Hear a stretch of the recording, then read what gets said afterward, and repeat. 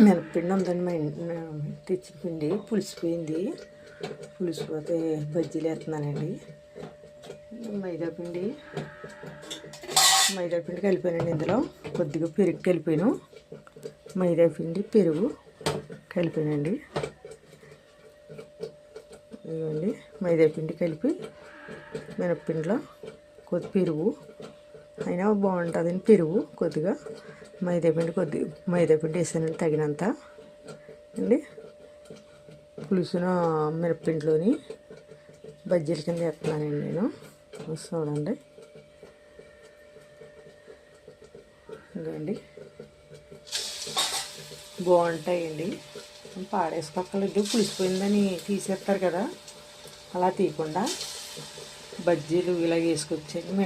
అందులో మైదాపిండి కలుపుకొని పచ్చిమిరపకాయలు కూడా కలుపుకొచ్చండి.